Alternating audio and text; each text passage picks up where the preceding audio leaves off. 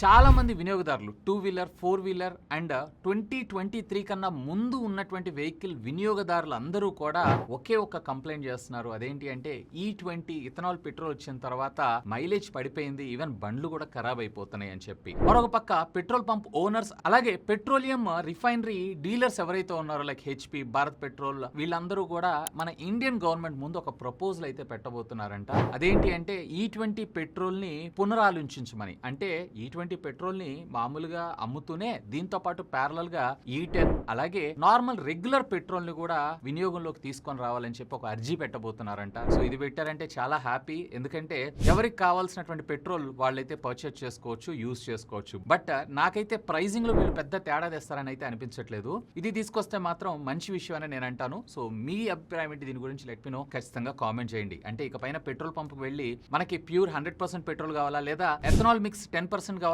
లేదా ethanol mix 20% కావాలా అని చెప్పి ఆప్షన్ చూసారా, ఇది చాలా బాగా అనిపించింది నాకైతే. లెట్ మీ నో మీకేమనిపించింది, కామెంట్ చేయండి.